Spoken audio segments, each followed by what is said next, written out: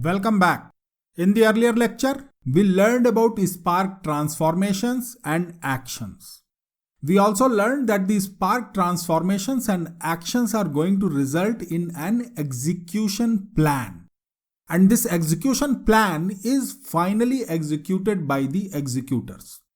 In this lecture, I am going to elaborate on the execution plan. So, let's start.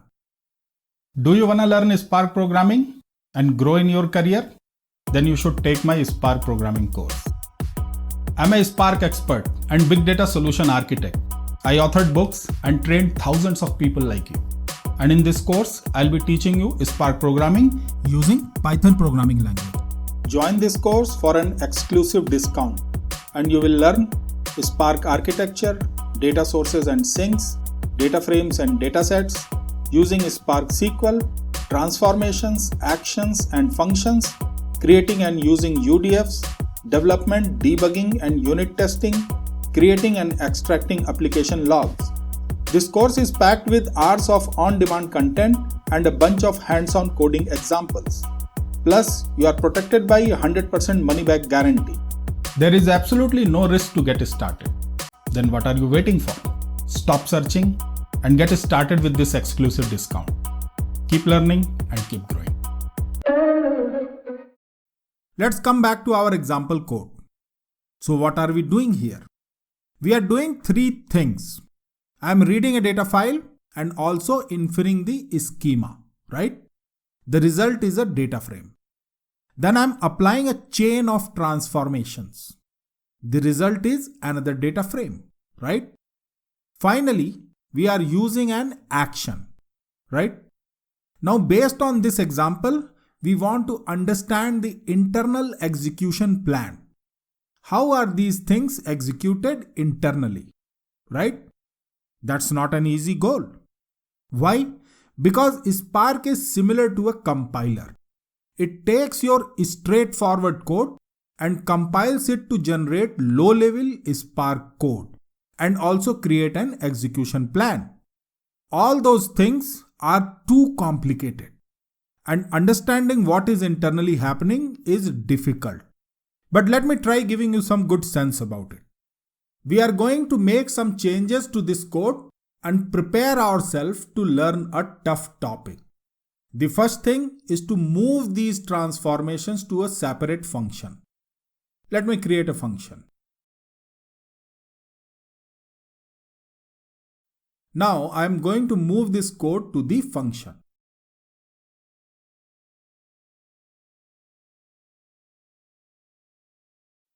Then I am going to call the function here.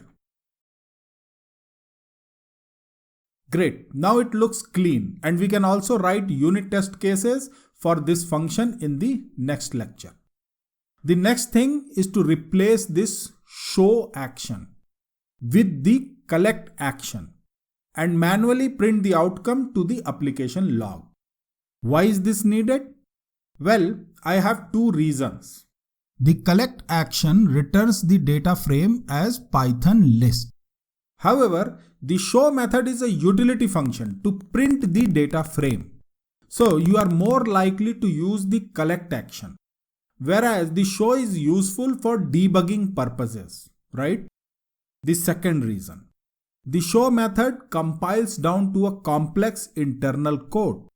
It might create unnecessary confusion when we are trying to learn a complex topic. Great. Now let's come to the next change.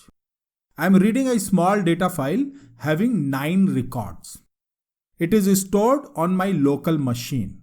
So I already know that I do not have multiple file partitions.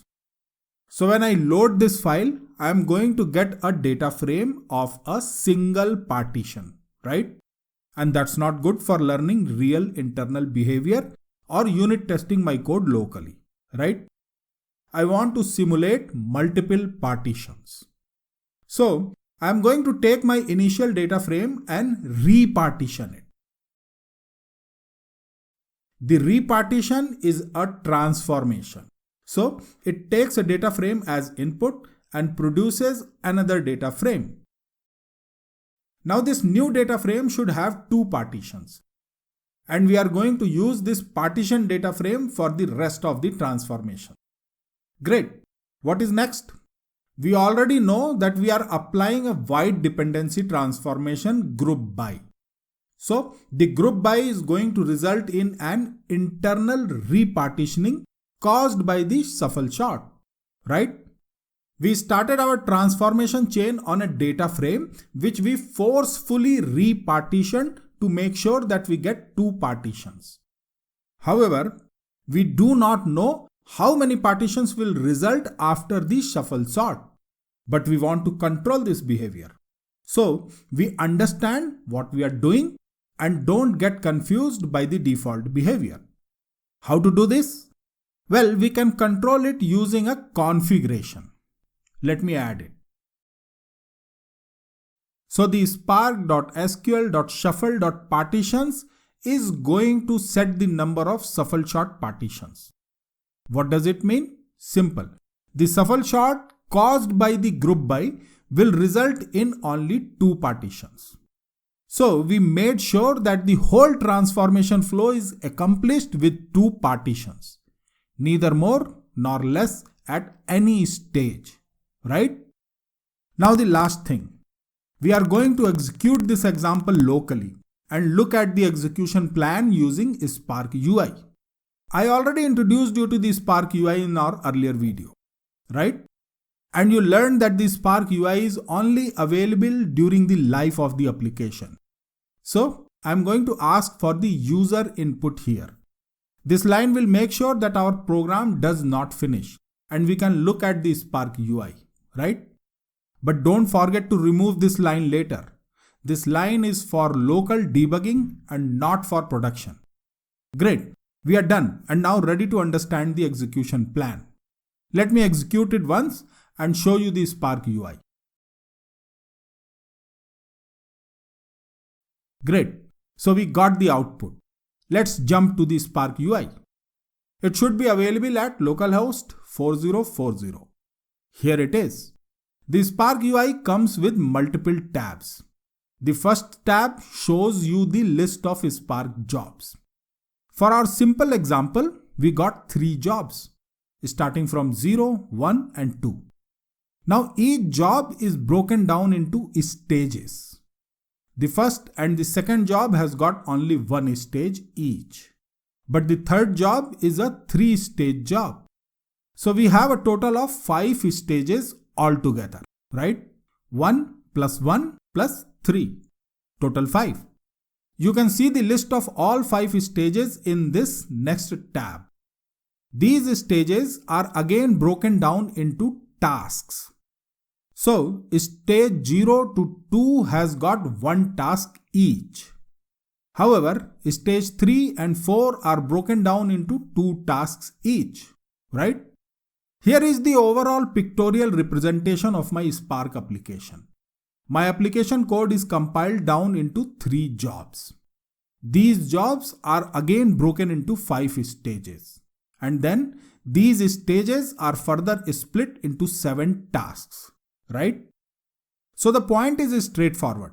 Your Spark application will internally generate a bunch of jobs, stages and tasks. And these tasks are the unit of work that is finally assigned to the executors. However, you might be wondering how this all happened. I mean, can we map our code with this diagram? Can we understand how my code translates into these tasks? And that's the topic for the next video. So in this video, we learned the following things. How to structure your code.